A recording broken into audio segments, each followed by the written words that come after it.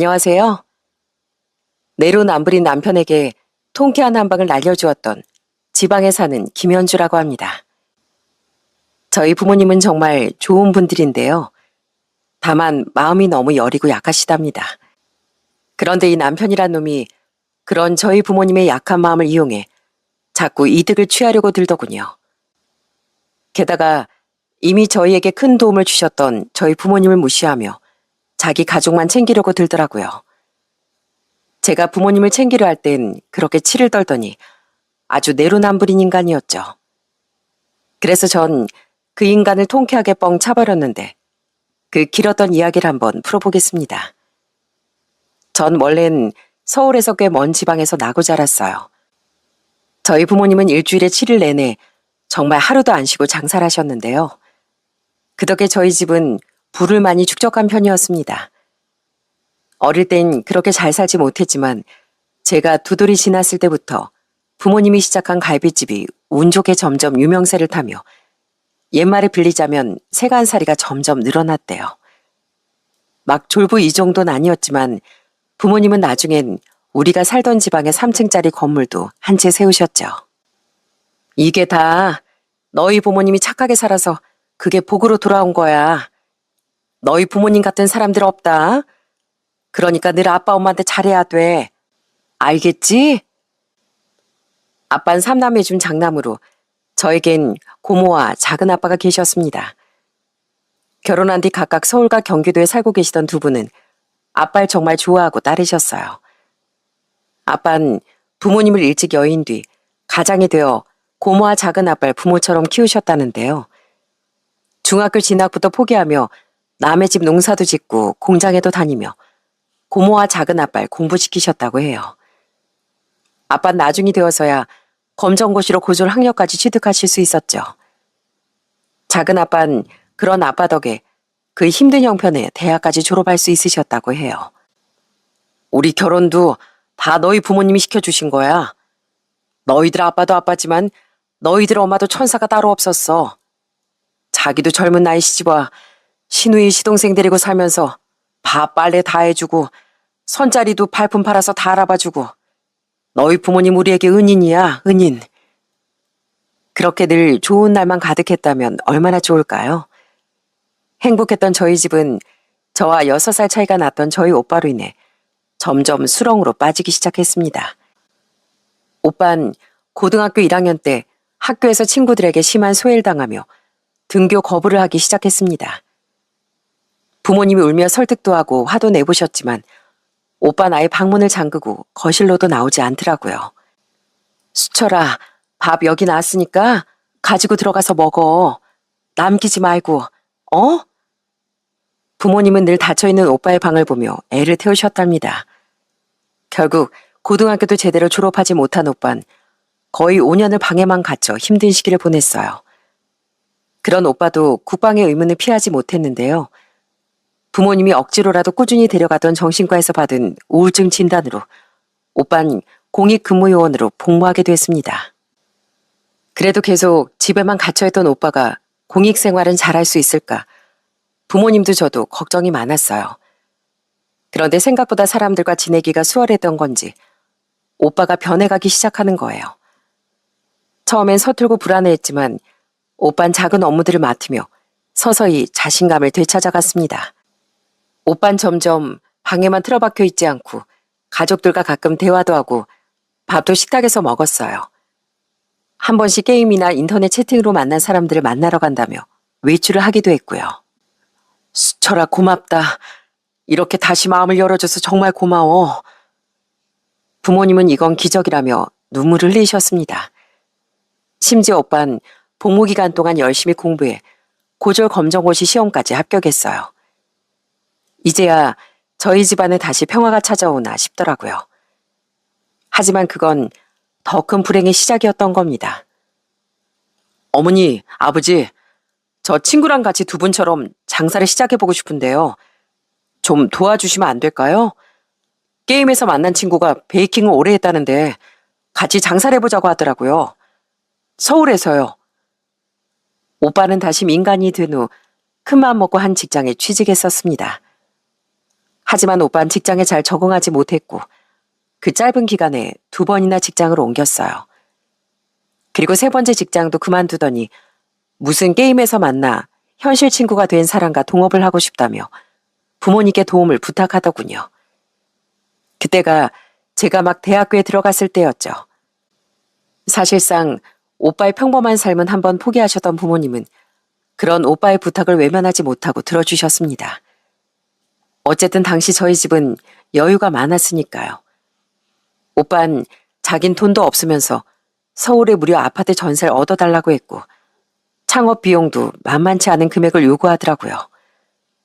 나중에 안 사실인데 그 게임 친구라는 사람은 말만 동업이지 딱 1,000만 원만 투자했다고 합니다. 그리고 그런 오빠의 사업은 딱 4년을 버티고 망하고 말았어요. 큰 빚까지 지면서요. 어머니, 아버지, 제발 제 빚 좀 갚아주세요. 부모님이 해주셨던 그 비싼 전세집 보증금도 오빤 월세로 돌리며 다 말아먹었다고 하더군요. 그동안 부모님이 도와주신 돈은 하나도 갚지 못한 오빤 오히려 빚을 갚아달라고 애원을 했죠. 부모님은 한숨을 쉬셨지만 그런 오빠의 빚을 전부 갚아주셨습니다. 전 그런 부모님을 말렸었어요. 엄마 아빠가 그 정도 도와주셨으면 그 뒷감당은 오빠가 할 줄도 알아야죠. 오빠 나이가 지금 몇인데요. 하지만 부모님이 2분의 돈으로 자식을 도우신다는데 제가 어쩔 수 있었겠어요. 그런데 오빤 계속해서 집안의 기둥을 뽑으려고 했습니다. 가게를 접은 후 우린 오빠가 집으로 다시 들어올 줄 알았어요. 그런데 오빠는 대뜸 웬 여자를 집에 인사시키더군요. 황당하게도 그 여잔 뱃속에 오빠의 아이를 임신하고 있었습니다. 어머니, 아버지, 이렇게 된 이상 저 이 여자 책임지고 싶어요. 제가 정말 염치 없다는 거 아는데 저 한 번만 더 도와주시면 안 될까요? 신혼집이랑 다시 자리 잡을 돈만 좀 빌려주시면 이번엔 제가 꼭 갚을게요. 저 이번엔 PC방 한번 해보려고요. 부모님은 결국 오빠를 또 도와주셨답니다. 새언니와 뱃속의 아이를 위해서요. 저희 집이 재벌도 아닌데 계속 그렇게 큰 돈이 들어가니 돈이 남아났겠습니까? 그런데 오빤 지치질 않았어요.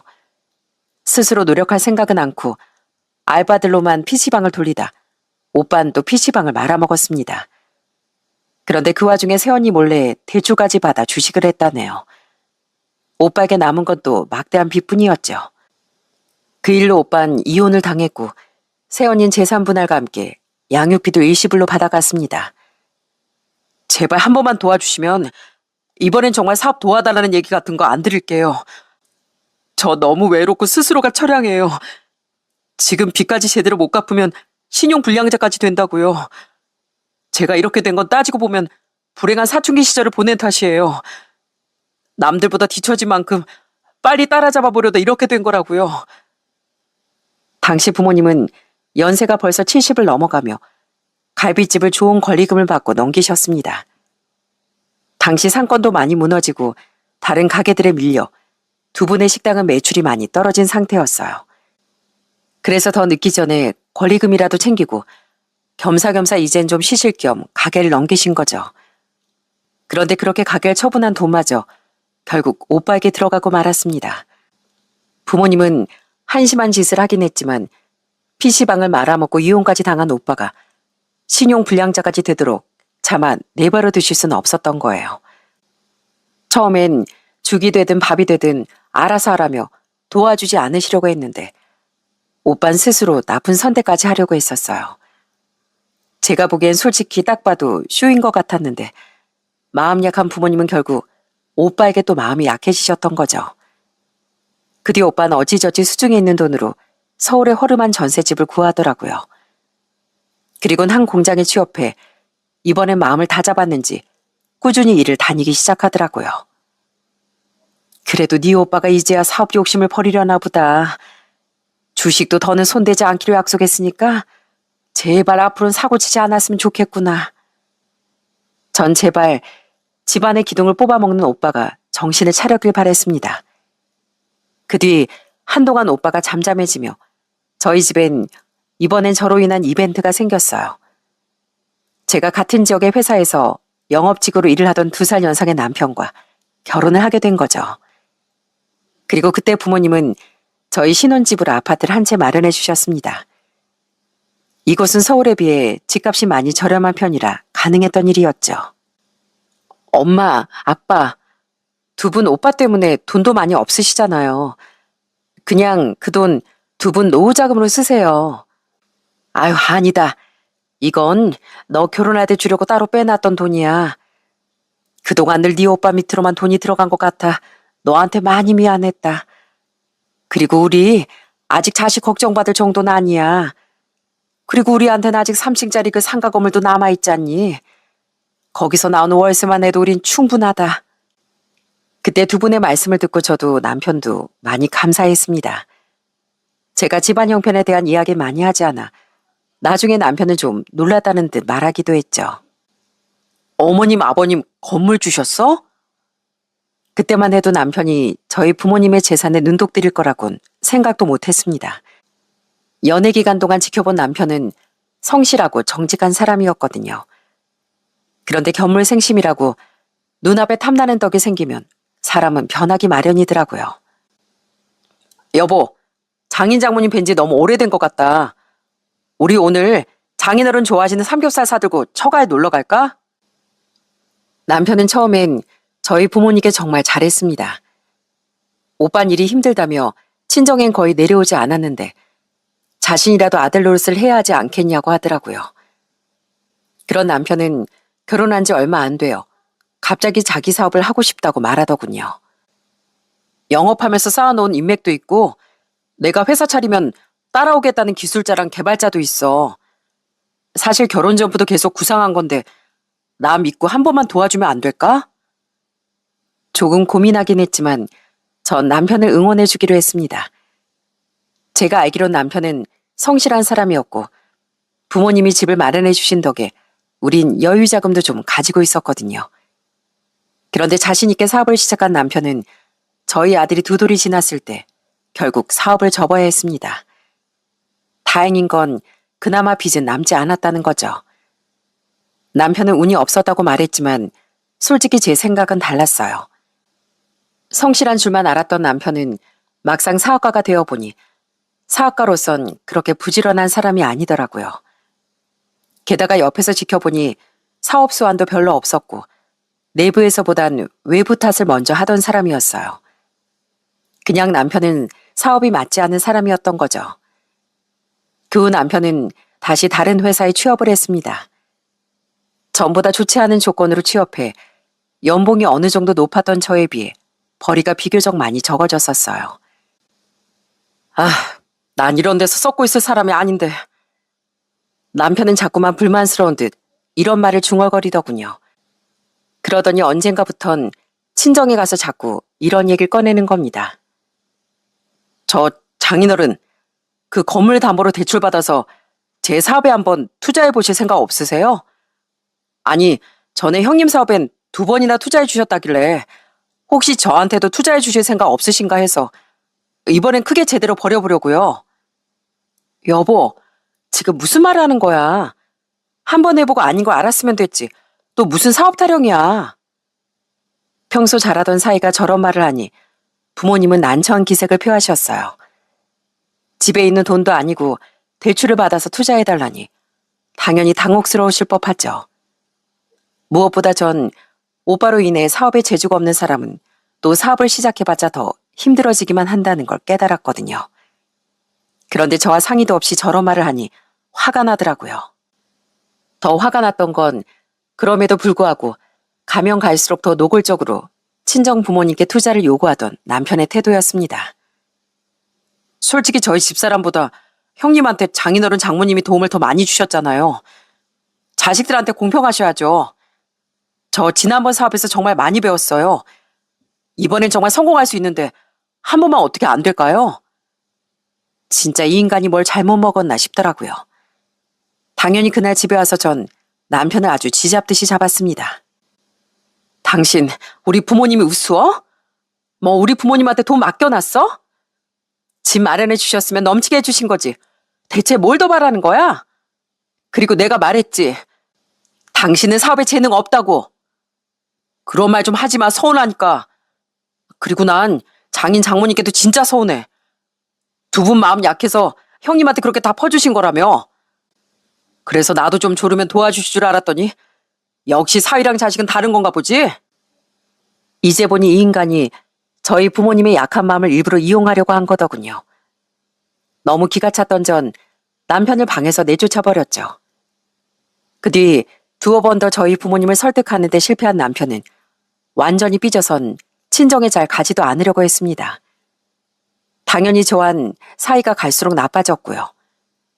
그리고 시간이 갈수록 사이가 나빠진 건 저와 시댁 식구들도 마찬가지였어요.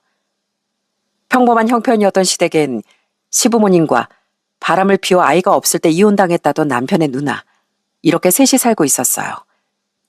남편에겐 여동생도 있었는데 결혼한 후 먼 서울에서 살고 있었죠. 작은 시누이 내외는 시댁에 자주 내려오진 않았지만 착한 사람들이었는데요. 반면 시부모와 큰 시누이는 좀 교활하고 탐욕스러운 사람들이라는 인상을 받았습니다. 그래도 그들은 처음엔 제게 잘해줬었어요. 솔직히 며느리가 시댁에 와서 일하는 걸 당연하게 여기며 시집살이도 좀 시키긴 했지만 그건 뭐 그냥 대충 넘길 수 있는 일이었죠. 그런데 남편이 사업을 할 무렵부터 시부모가 자꾸 이런 말을 하는 거예요. 사돈 어른들은 우리보다 연세가 많으셔서 건강도 각별히 관리해야 하실 것 같구나. 혹시 무슨 지병이나 많이 편찮으신 데는 없으시니? 처음엔 시부모가 저희 부모님의 건강을 걱정해 주는 건 줄 알았습니다. 그런데 남편의 사업이 망한 뒤 어느 날쯤엔 대뜸 저희 부모님의 유산 얘기를 꺼내더라고요. 인춘이가 그러는데 사돈 어른들께서 재산을 사돈 총각에게 너무 많이 넘기셨다지? 그럼 뭐 나중에 돌아가시면 남은 유산은 다 너한테 넘기시는 거니? 글쎄요. 두 분이 돌아가시는 일은 먼 일이라고 생각하고 그런 생각까지는 안 해봤어요. 그래도 연세도 있으시고 언제 건강이 나빠지실지도 모르는데 미리 준비하셔야지. 유산 같은 건 나중에 자식들끼리 유산 싸움 날 수도 있잖아. 저기 우리 친척 중에 잘 아는 변호사가 있는데 사돈 어른들께 그 변호사 소개시켜드리면 어떨까? 변호사요? 아니, 왜요? 아니, 혹시 재산을 제대로 정리하시기 전에 무슨 일이라도 나면 골치 아파지니까 지금 미리 유언장을 쓰시거나 너희 앞으로 건물 정도는 증여해 놓으셔도 괜찮잖니. 그럼 너희 형편도 좀 넉넉해지고 겸사겸사 우리 인춘이 새 사업도 일찍 시작할 수 있을 테고 그러게 형편이 좋아지면 나중에 우리가 늙었을 때 도움도 좀 줄 수 있지 않겠니? 그래 옳게. 누이 좋고 매부 좋고네. 겸사겸사 옳게 내가 우리 부모님 많이 챙겨주면 나도 떡고물 좀 얻어먹는 거지 뭐. 정말 기가 찼습니다. 자기들이 뭔데 저희 부모님의 사후를 논한답니까? 정말 너무 화가 나더라고요. 죄송하지만 어머님, 아버님, 저희 부모님 재산은 두 분이 알아서 하실 거예요. 오빠에게 많이 주셨던 어쨌든 간에 그건 두 분이 땀 흘려서 버신 돈이니까 제가 서운해할 일은 아니라고 생각하고요. 전 이미 신혼집만으로도 넘치게 감사하고 있어요. 그러니 자식인 저도 관심 갖지 않는 두 분의 재산 이야기는 더는 안 하셨으면 좋겠어요. 형님도요. 부탁드립니다. 부글부글 끓는 속을 부여잡고 전 우선 최대한 차분하게 그들의 입을 막았습니다. 그런데 사람이 좋게 말했더니 그들은 자꾸 누울 자리도 아닌 곳에 발을 뻗으려고 들더군요. 그들은 남편이 저희 부모님께 그랬듯 자꾸만 똑같은 얘기를 반복하더라고요. 저도 더는 참지 않고 그들에게 똑바로 말했죠. 제가 분명히 부탁드렸는데 왜 자꾸 저희 부모님 재산에 다들 관심을 가지세요? 또 왜 세 분이 저희 부모님의 사후를 논하냐고요. 저 정말 기분 나빠요. 그리고 설사 부모님이 저한테 건물을 증여해 주신다고 해도 그 혜택을 저희 부모님이 받지 왜 두 분이 받을 생각을 하세요? 형님은 더더욱 마찬가지고요. 제발 그만 좀 하세요. 아니 옳게. 시댁이 우스워? 어디서 며느리가 감히 시댁 식구들한테 소리를 질러? 우리가 사람이 좋으니까 봐주는 거지. 다른 데 가면 바로 소박 맞아. 시댁 무서운 줄 알아야지. 친정이 좀 사는 것 같아서 여태 좀 대우해줬더니만 어디서 기어올라? 나 왕년에 한가닥 했어. 어디 내 손맛 좀 볼래? 나이가 40이 넘어서 한가닥 하셨던 게 자랑이십니다.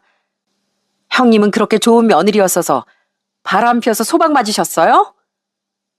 그러자 원래도 성격이 보통이 아니었던 신우인, 시집 식구인 게 뭐 대단한 벼슬인 것처럼 제게 윽박지르더군요. 솔직히 그동안 시부모보다도 앞장서서 제게 시집살이 시켰던 사람이 신우이였거든요. 그래도 초반엔 좀 덜했는데 제가 시부모와 자신의 설득에 넘어오지 않자 제게 점점 더 심술을 부리더라고요. 그 와중에 제게 저런 말까지 하니 저도 더는 못 참겠더군요. 그래서 저도 똑같이 맞받아쳤더니 신우이가 덥석 제 머리채를 잡는 겁니다. 아! 나요. 놓으라고요. 누군 손 없는 줄 알아요? 아주 개판이었습니다. 저도 열받아 지지 않고 신우의 머리를 죄다 쥐어뜯었죠. 그런데 시부모는 그 일을 가지고 재탄만 하더라고요. 아무리 걔가 그런다고 해도 며느리가 신우의 머리털을 똑같이 뽑아놔? 있는 집 자식이라고 네 부모가 시댁 식구들을 어떻게 대해야 하는지 가르쳐주지도 않고 오냐오냐 키웠어? 그냥 시부모가 하라고 하면 이해하고 건물 하나 좀 받아오면 될걸. 뭐 잘나다고 안 된다 싫다. 하다 이 사다를 만들어? 저희 부모님 저 오냐오냐 키우신 적 없고요. 며느리가 뭐 죄인인가요? 그리고 욕심도 정도껏 부리세요. 저희 부모님 힘들게 일구신 재산을 세 사람이 뭔데 자꾸 군침을 흘리냐고요. 자기 기분 나쁘다고 손부터 나오는 형님 가정교육부터 어떻게 시켰는지 곰곰이 되돌아보세요. 어이가 없어서 전 그런 시부모에게도 소리를 빽 지르고 나와버렸습니다.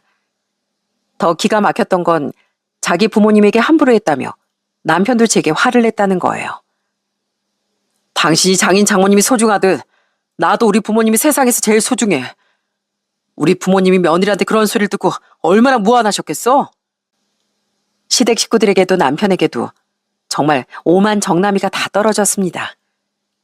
그 뒤 전 시댁의 발길을 아예 끊었어요. 그나마 남편도 친정에 기본을 했으니 저도 시댁에 딱 기본적인 날만 갔지만 가서도 입을 꾹 다물고 있었죠. 이혼 생각이 간절해지고 있었지만 아이를 위해 이혼은 신중하게 결정하려고 했던 거예요. 하지만 갈수록 절 못마땅해 하던 시댁 식구들과 아직까지도 포기 못하고 사업 노래를 부르며 저희 부모님에게 서운해하던 남편을 보며 제 인내심은 한계에 달해가고 있었습니다. 그렇게 결혼한 지 7년이 지난 어느 날이었어요. 전 엄마에게 정말 충격적인 전화를 받았습니다. 현주야, 우리 큰일 났다. 네 아빠 이름으로 된 그 건물 있지? 그게 글쎄 경매에 넘어갔어. 네 오빠 때문에. 대체 이게 무슨 말인가 싶더라고요. 우선 엄마를 진정시키고 자초지종을 들어봤더니 그 전말이 기가 막히더라고요. 수철이 그놈이 걔가 다니는 그 작은 공장 있지? 그 사장이란 사람이랑 같이 우리 집에 찾아와서 그러는 거야. 거기서 일하는 동안 그 형님이란 사람이랑 많이 친해졌대. 근데 우리 수철이가 일을 그렇게 열심히 해서 그 사장이 수철이를 좋게 봤다더구나. 그래서 이번에 자기가 사정이 있어서 공장을 정리하고 해외 이민을 가야 하는데 수철이한테 그 공장을 싸게 넘겨주기로 했다는 거야. 근데 수철이가 자기가 모아둔 돈으론 공장 부지 그 안에 있는 기계들 그거 다 인수하기 택도 없으니까 우리한테 도와달라고 하려고 찾아왔다는 거야.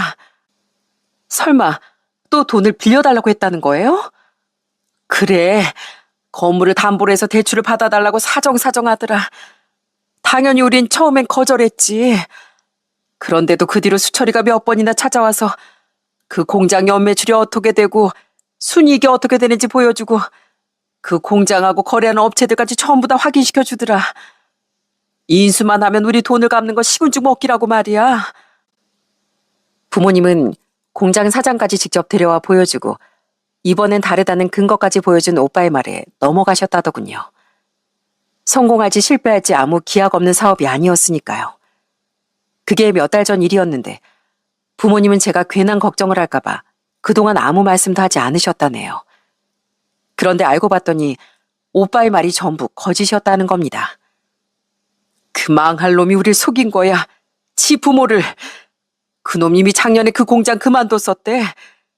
같이 왔던 그 사람이 거기 사장이 맞긴 맞았는데 실은 다 거짓말이었다고 인정하더라. 수철이 그놈이 기어이도 주식에 빠져선 몇 년 동안 야금야금 번 돈을 다 까먹었었나 봐. 그걸 복구하려다 더 큰 손실을 내고 그런 악순환이 반복된 거지. 대출도 많이 받다가 안 되니까 친하게 지내던 그 사장한테까지 돈을 7천만 원이나 빌렸대 글쎄. 뭐라고 했는지 모르겠는데 무슨 거짓말해서 빌렸다나 봐. 공장 사장은 오빠가 돈을 갚지 못하자 사기로 고소하겠다며 난리가 났다고 합니다. 그때 오빠가 자기 부모님에게 돈을 받아낼 방법이 있다며 그 사장을 꼬드겼다네요. 실은 공장 사정이 그렇게 좋지 못했던 터라 돈이 급했던 사장은 양심을 잠시 내려놓고 오빠의 사기 행각에 동참했던 거죠. 심지어 오빠는 부모님이 대출을 받아준 돈으로 사장에게 돈을 갚고 자신의 대출도 갚은 뒤 그 엄청난 거액으로 또 주식을 했다고 해요. 자기 말론 이번엔 잃었던 만큼 한 번에 거액을 따서 다시 우리 돈도 갚고 다 사실대로 말하려고 했다고 하는데 그게 말이니? 그걸 또 순식간에 날려버렸다더라. 뒤늦게 모든 사실을 알고 정말 기절하는 줄 알았다. 그 사장은 우리한테 미안하다고 나는데 들어보니까 딱 자기가 수철이한테 빌려줬던 돈만큼만 챙겼더구나. 제일 큰 사기꾼은 바로 수철이 그놈인데 누굴 원망하겠니? 그래도 자식이라고 믿었는데 우리가 바보였다. 바보였어. 그놈이 이렇게까지 인간 말종이 됐을 거라고 상상도 못했어. 오빠는 부모님께 사과를 하긴 했다더군요. 하지만 아빠가 어떻게 부모에게 사기를 칠 수 있냐며 멱살까지 잡자 오히려 이랬다네요. 나도 잘해보려고 그런 거라고요. 가족끼리 사기는 무슨 사기예요. 과장 좀 그만하세요. 진짜 뻔뻔한 인간 아닙니까? 너무 화가 났지만 전 우선 엄마를 위로하며 전화를 끊었어요. 그때 남편도 옆에서 함께 그 통화를 듣고 있었는데요. 남편은 무슨 자기가 사기를 당한 것처럼 펄펄 뛰더라고요. 아, 진짜 장인 장모님 진짜 제정신이야? 어떻게 그 목 좋은 데 있는 건물을 날려? 와, 진짜 너무하시다.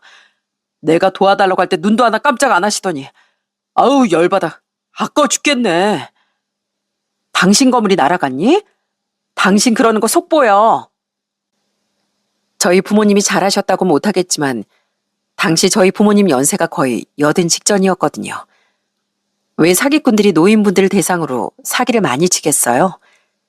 총기가 젊으실 때와 다른 걸 아니까 그런 거겠죠. 저희 부모님도 오빠가 하도 그럴듯하게 설득을 했다 보니 판단력이 흐려지셨던 거예요. 그 와중에 건물이 아깝다며 날뛰는 남편을 보는데 솔직히 속이 뻔히 보여 곱게 보이지 않더라고요. 전 얼른 부모님을 위로해드리기 위해 친정으로 달려갔는데 남편은 분이 안 풀린다며 같이 가지도 않았죠. 엄마, 아빠, 이젠 제발요. 네? 오빠한테 약해지시는 것도 정도가 있어야죠. 오빠가 잠시나마 정신 차린 줄 알았던 우리가 바보였어요. 이젠 우리 오빠 끊어내요. 네? 안 그래도 2번 다시 여기 오지도 말라고 악을 썼다. 그럼 뭐하니? 이미 건물은 날아갔는데 우리가 어리석었다. 너무 열이 받아 오빠에게 전화했지만 오빠는 뻔뻔하게 이러더군요. 네가 인간이야? 엄마 아빠 평생 해외여행 한번 못 나가시면서 1년 360을 뼈 빠지게 버신 돈으로 일군 재산이야. 어떻게 그걸 마지막 건물까지 말아먹을 수가 있어. 엄마랑 아빠, 오빠 때문에 속 끓이느라 식당 정리한 뒤에도 마음 편히 여행 한번 못 다니신 거 알잖아. 어떻게 끝까지 이렇게 불효막심하게 구냐고. 이미 어머니 아버지한테 원망 실컷 들었어. 네 돈이야? 아니잖아. 근데 왜 너까지 이 난리야? 끊어. 나도 바빠 지금. 너무 분통이 터지더라고요. 그래도 이미 일어난 일을 뭐 어떡하겠습니까? 이젠 연세도 많아진 부모님이 쓰러지시기라도 할까 걱정돼 이후 전 부모님을 자주 찾아갔습니다. 부모님이 유독 너무 나이 들어 보여 가슴이 너무 아프더라고요. 부모님이 해주신 집이니 저희 집 담보로 대출이라도 받아 급한 불이라도 꺼보면 어떨까 했는데 부모님은 절대 안 된다며 못을 박으셨어요. 평생 네 오빠한테만 다 퍼주고 살았는데 그나마 너한테 해준 그거마저 절대 빼앗을 수는 없어. 말도 안 되는 소리 하지 말어. 우리 그거물 없어도 충분히 먹고 산다. 그 사건으로부터 한 달 뒤쯤 전 연말에 성과금을 겸해 회사에서 보너스를 정말 두둑히 받았습니다. 전 최근 오빠로 인해 마음고생이 심하셨던 부모님 생각이 났어요. 그래서 남편에게 그 보너스를 부모님과 해외여행 가는데 쓰고 싶다고 말했습니다. 사이가 나빠졌어도 우린 돈의 지출을 항상 공유했었거든요. 그런데 남편은 자기 돈도 아니면서 갑자기 펄쩍 뛰더라고요. 절대 안 돼. 돈은 물론 건물까지도 형님한테만 다 퍼준 분들한테 왜 효돈 우리 돈으로 해야 하는데? 이번엔 우리 부모님도 사기당하신 거라고 했잖아. 그리고 내가 열심히 일해서 받은 보너스로 효도하겠다는데 그걸 왜 당신이 반대해? 비행기표 예매하기 전에 예의상 당신한테 말해준 거야. 당신은 가기 싫으면 가지 마. 나만 애 데리고 다녀올 테니까. 안 된다고 글쎄. 아무리 당신 보너스여도 그건 부부 공급이잖아. 난 지금도 장인 장모님한테 엄청 서운해. 마음이 단단히 상했다고. 내가 누구 때문에 사업을 새로 시작 못하고 있는데. 근데 내가 왜 효도를 해야 돼? 뭐? 웃겨. 그게 왜 우리 부모님 탓이야? 우리가 편하게 살고 있는 이 집. 이 집도 우리 부모님이 열심히 일해서 번 돈으로 산 거야. 우리 부모님 돈 벌고 우리 오빠 때문에 속 썩느라 평생 해외여행 한번 못 가보셨어. 그래서 더 나이 드시기 전에 효도여행 시켜드리고 싶다는데 그걸 말도 안 되는 일로 삐져가지고 반대해? 어차피 두 분 여건도 없으시잖아. 이제 와서 무슨 힘들게 해외여행을 보내드린다고 그래. 그냥 국내나 다녀와. 정 갈 거면.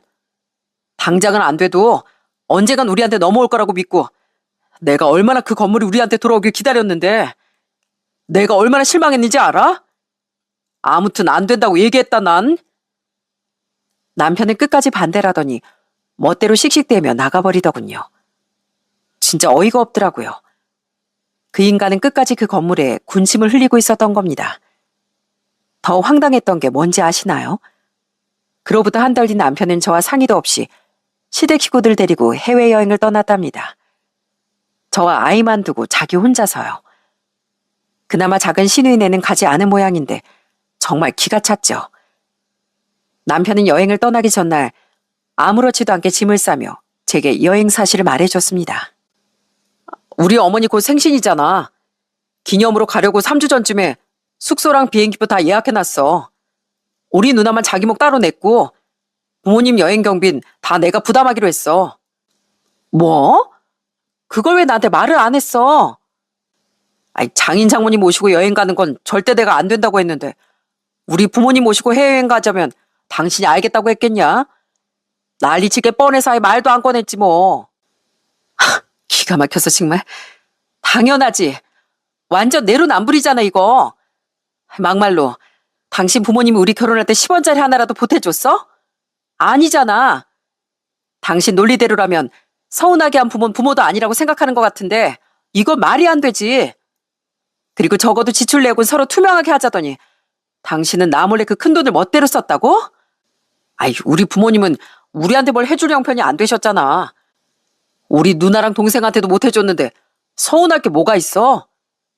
그리고 솔직히 장인 장모님 그 건물 없으면 이제 우리한테 떨어질 콩고물도 뭐 없는 거 아니야? 그럴 바엔 그나마 약간이라도 더 재산이 남은 우리 부모님한테 잘하는 게 100배 낫지. 안 그래? 그리고 그냥 솔직히 말할게. 내가 그나마 맨날 원수대하듯 다투던 당신이랑 버티고 살았던 건 당신 아빠 건물 하나를 봐서였어. 근데 이젠 당신도 당신 부모님도 끈 떨어진 연이잖아. 내가 당신이랑 살 이유가 뭐가 더 있겠어? 그래서 그냥 돈도 내 마음대로 쓴 거야. 언제 나들 어쩌고 운운하더니 그냥 우리 부모님 건물 때문에 이혼 안 하려고 버텼던 거구나. 당신이야말로 아빠 자격도 없는 인간이야. 알아? 뭐 끈 떨어진 년? 이제 볼장 다 봤다 이거지? 그래, 당신도 잘 알았어. 어디 나중에 후회하지나 마. 남편은 저희 부모님의 건물이 경매에 넘어가자 저와 이혼할 마음을 먹은 거더군요. 진짜 사람이 비열해도 저렇게 비열할 수 있나 싶었죠. 그런데요, 남편이 모르는 게 있었답니다. 저희 부모님의 건물은 제가 효도여행 이야기를 꺼낸 직후 다행히 위기를 넘기고 경매가 취소됐었어요. 고모와 작은 아빠가 돈을 최대한 끌어다가 부모님을 도와주셨거든요. 아빠는 성격상 건물을 처분해서라도 그 돈을 갚으려고 하셨는데 고모와 작은 아빠가 절대로 안 받는다며 고집을 부리셨거든요. 형이 아니었으면 우리 인생은 없었어. 우리가 이만큼 성공해서 자식들이랑 잘 사는 건 다 형 덕분이야.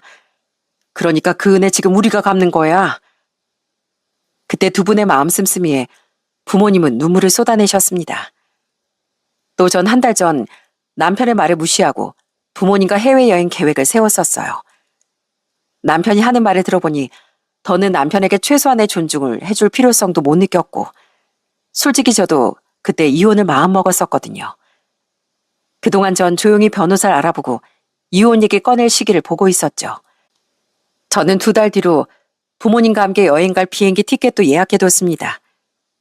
마음 같아선 가능한 한 빨리 떠나고 싶었는데 아빠가 경매와 관련된 남은 문제를 해결하셔야 했기에 넉넉히 여유를 뒀던 거예요. 마지막으로 남편이 알면 배 아파 뒤집어질 사실이 있었습니다. 아빠는 경매가 취소되고 고모와 작은 아빠가 건물을 팔아서라도 아빠가 돈을 갚는 걸 결사반대하자 건물을 제 앞으로 증여해 주셨어요.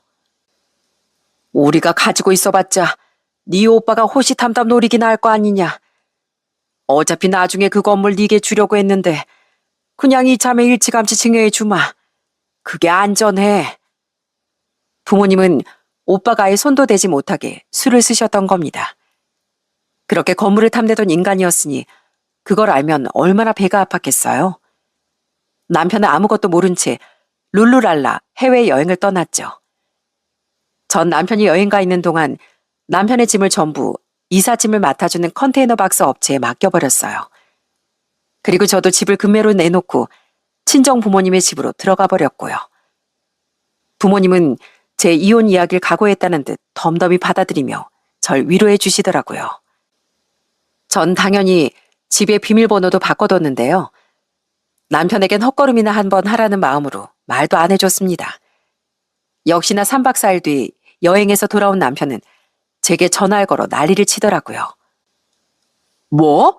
짐을 다 빼고 멋대로 집도 내놨다고? 상의도 없이 그러는 게 어딨어? 이혼하자며. 그 집은 내 집이고 그래서 내 멋대로 정리한 건데 뭐 문제 있어? 내 마음이지. 아니, 애 낳고 7년이나 같이 살았으면 이 집에 내 지분도 있는 거지. 그건 변호사 통해서 한번 싸워보고 그래봤자 당신 지분이랄 것도 없을 거야. 당신 사업한다고 돈 엄청 말아먹었던 거 기억 안 나? 그리고 그 뒤로 나보다 벌이도 더 적었잖아. 그럼 당장 나더러 어디로 가라고. 비리 많이 나지. 힘들게 캐리어 끌고 왔는데 순 헛고생했잖아. 그래? 미안하게 됐네. 당신 부모님 집으로 가. 당신 자기 가족 되게 좋아하잖아. 난 우리 부모님 집에서, 당신은 당신 부모님 집에서 살면 딱 되는 거 아니야? 나랑 살 이유가 없다며. 그래서 빨리 정리해줬는데 뭐 문제 있어? 아무리 그래도 이렇게 갑자기 그러면 어떡해. 일단 끊어. 내 짐 어디 맡겼는지 그거나 문자로 보내. 전 일부러 남편을 실실 약 올렸습니다. 이후 전 변호사 사무실을 찾아가 본격적으로 이혼 준비에 돌입했어요. 그리고 양육권 문제와 이런저런 문제를 해결하기 위해 남편이 해외여행에서 돌아온 지 2주 뒤 남편을 만났죠. 그때 제가 남편에게 뭘 보여줬는지 아십니까? 이게 어떻게 된 거야? 우리 부모님 건물 경매 넘어간 거 취소됐어. 친척들이 도와주셨거든. 착하게 살면 그렇게 언젠간 복으로 돌아오는 건가 봐. 그리고 부모님이 그 건물 나한테 증여해 주셨어. 얼마 전에 증여 과정 다 마무리돼서 이젠 완벽한 내 건물이야. 여기 내 이름 보이지? 그렇게 건물 노래를 불렀는데 아쉬워서 어떻게 한대? 뭐 우린 이제 남남이 될 거니까 당신 밤에 이불 좀 차겠다. 제가 남편에게 보여준 건 바로 등기부 등본이었어요. 이혼하는 마당에 남편이 구질구질하게 매달리면 어쩌려고 그런 걸 보여줬냐 하실 수도 있겠지만 전 바로 그걸 노렸던 거예요. 좀 귀찮아질지언정 저희 부모님을, 그리고 절 돈으로만 보고 하찮게 여겼던 남편이 제게 빌빌거리는 꼴을 꼭 보고 싶었거든요. 남편은 엄청나게 당황해 말을 잇지도 못하더라고요. 아니, 그걸 왜 나한테 말을 안 했어? 어차피 난 당신이 우리 부모님 모시고 절대 여행 못 간다고 난리치던 날에 이혼하기로 결심했거든. 그 뒤로 상황은 보고 있었는데 고맙게도 당신이 먼저 이혼하자고 해주더라. 아무튼 이건 이거고 우리 이혼은 그대로 진행될 거니까 헛꿈 꾸지 말고 그냥 약오를 하고 보여준 거야. 아니, 이런 말이 달라지지. 난 몰랐잖아. 알았으면 뭐. 처가가 돈이 있으면 잘하고 없으면 부모 취급도 안 하는 인간이랑 난 더 살 생각 없어. 염치를 밥 말아먹은 당신도 당신 가족도 전부 꼴도 보기 싫다고. 이 건물은 내 특유 재산이라 당신 목은 일도 없는 거 알지? 어디 앞으로 땅을 치고 후회 좀 해봐. 정말 속이 다 후련하더군요. 그리고 역시나 그때부터 남편은 절대 이혼 못한다고 억지를 쓰기 시작하더라고요. 저희 부모님 집에 찾아와 저와 저희 부모님 앞에서 정말 애걸복걸을 하더라고요. 장인어른, 장모님, 제가 그동안 두 분께 무례했다면 정말 죄송했습니다. 원래 사람은 욕심에 약한 동물이잖아요. 눈앞에 너무 큰 유혹이 있다 보니까 제가 정신을 못 차렸던 것 같아요. 건물이 경매에 넘어갔다는 얘기를 들었을 때 그만큼 실망도 컸고요. 근데 앞으로는 정말 괜한 욕심 부리는 일이 없을 겁니다. 저 한 번만 용서해 주세요. 건물 경매가 취소된 걸 알고 손바닥 뒤집듯 태도가 바뀐 사람을 어떻게 믿으라는 건가? 우린 이제 우리 아들이든 자네든 지긋지긋하네. 우리 딸이라도 편하게 살 수 있도록 그만 구질구질하게 굴게. 여보, 우리 아들 생각해봐. 어? 부모가 이혼하면 애가 받을 상처가 어떻겠어? 그렇게 애를 생각하는 분이 나한테 먼저 갈라서자고 하셨어요? 기억 상실증이니? 당신이 먼저 말 꺼낸 이혼이라는 거 잊지 좀 마. 그리고 좀 가. 우리 집에 좀 들어가게. 확 경찰 불러버린다. 당연히 남편의 애원은 씨알도 먹히지 않았죠. 그리고 더 웃긴 건 시부모와 큰 시누이까지 제게 전화를 걸었다는 거예요. 그런데 받아봤자 목적이야 뻔하지 않았겠습니까? 쌍욕을 하거나 이제 와서 매달리거나 뭐 둘 중 하나였겠죠. 그래서 전화를 받지 않았더니 시모가 이렇게 문자를 보내왔더군요. 예, 너 사람 기만하니? 돈 좀 있다고 사람 이렇게 우습게 만들면 돼? 애초에 네가 건물 경매 취소된 거 말 안 해서 우리 아들이 그런 거잖니? 쌍방 잘못이니까 잘 화해하고 이혼 다시 생각해봐. 애를 생각해야지 애를. 네, 바로 애를 생각해서 이혼하는 거예요. 그리고 사람을 돈으로만 보는 사람은 저도 더는 사람으로 보이지 않아서요. 아주머니 아들도 아주머니 가족도 전부 다요. 앞으로는 양심 좀 챙기고 사세요. 전 이렇게 답장을 하곤 시댁 식구들 번호를 전부 차단해버렸습니다. 작은 시누이와는 따로 연락을 하진 않았지만 어쨌든 친한 사이도 아니었으니 상관없었고요. 이후 저와 부모님은 아이를 데리고 예정대로 아주 행복한 해외여행을 떠났습니다. 알턴이 갔던 남편과 시댁 식구들과도 곧 작별이라고 생각하니 비행기를 타고 있지 않아도 나는 듯한 기분이더라고요. 그리고 처음 나가본 낯선 해외를 내내 신기한 듯 구경하시던 부모님을 보니 그렇게 뿌듯할 수가 없었어요. 그때 다짐했습니다. 남편과 시댁 식구들에게 시달리느라 허비한 시간만큼 앞으로 제 부모님께 2배, 3배 더 효도하며 살겠다고요. 이후 해외여행에서 돌아온 뒤 전 이제와 이혼을 안 하려고 발버둥치던 남편 때문에 이혼 소송에 돌입했습니다. 그리고 그렇게 길지 않은 싸움 끝에 전 이혼에 성공하고 양육권도 가져올 수 있었어요. 재산 분할도 자기가 바랐던 것의 발톱의 때만큼도 가져가지 못했고 남편이 제게 다달이 양육비도 지급해야 한다는 판결을 들은 남편의 얼굴은 완전히 울상이더라고요. 정말 고소했죠. 아, 어디 참기름이 쏟아졌나? 고소한 냄새가 아주 진동을 하네. 마지막으로 이렇게 비아냥대며 남편을 스쳐 지나왔더니 그놈도 약이 올랐는지 얼굴이 벌개져 있더라고요. 그 뒤 시간 1년 반 정도 흐른 지금 전 아이와 부모님과 아주 잘 살고 있습니다. 우선 부모님이 해주셨던 제 집이 팔린 뒤 전 부모님과 상의해 그 돈을 고모와 작은 아빠께 나눠드렸답니다. 두 분이 도와주신 금액에 비하면 부족하지만 제발 이거라도 받아주시길 바란다면서요. 끝까지 거절하던 두 분은 하는 수 없다는 듯 그 돈을 받으셨죠. 전 지금 부모님이 물려주신 건물의 월세를 부모님께 전부 드리고 있습니다. 그리고 오빤 제가 이혼한 뒤 부모님이 제게 건물을 증여해 주신 걸 어떻게 알고 집에 찾아와 난리를 치더라고요. 그리고 그때 아빤 아주 차가운 표정으로 오빠에게 으름장을 놓으셨죠. 우린 그래도 네가 자식이니 마지막 은혜를 베풀어 줬다. 널 사기로 고소하지 않은 거. 그걸 끝으로 우린 부모를 돈으로만 봤던 널 더는 자식으로 생각하지 않기로 했다. 만약 네가 또 찾아온다면 그땐 우린 널 정말 고소할 거야. 아버지, 저 수철이에요. 두 분 자식이요. 네가 우리 아픈 손가락이었기 때문에 여태 너한테 끌려다녔던 거야. 하지만 더는 안 된다. 또 찾아오면 어떻게 되는지 경고했으니 정말 새 인간이 되기 전엔 절대 찾아올 생각 말고. 오빤 그때 아빠의 말씀이 충격적이었는지 아직까진 다시 부모님께 연락을 해오진 않고 있어요.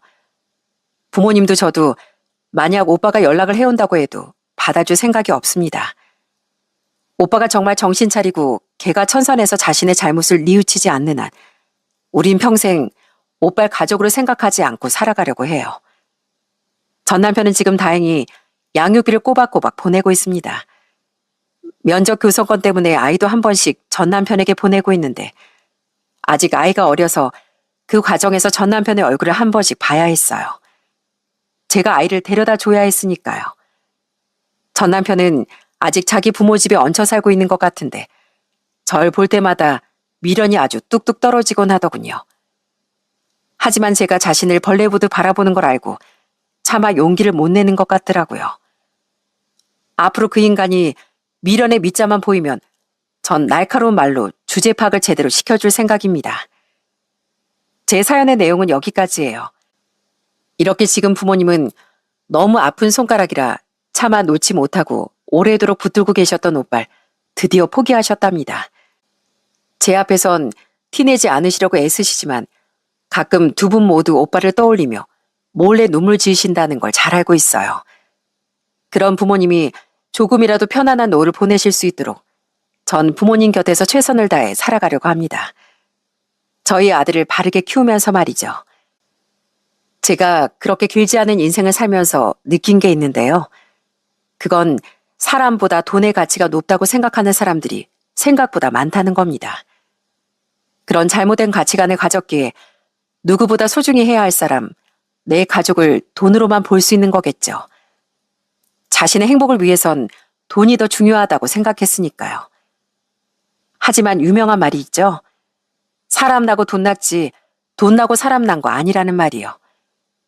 사람의 마음은 진심과 진심이 만난다면 영원할 수 있습니다. 반면 돈은 어떻게 생각하면 한낱 물건일 뿐이에요. 그런 돈에만 집착하며 정말 중요한 걸 잊고 사는 것만큼 어리석은 일은 없다는 말을 여러분께 마지막 인사 드리기 전에 꼭 남기고 싶습니다. 제 사연은 여기서 이만 진짜 마무리해야 할 것 같습니다. 무더위가 서서히 풀리고 있는 요즘 유난히 뜨겁고 습했던 올 여름을 무사히 마치시길 바랍니다. 들어주셔서 정말 감사합니다.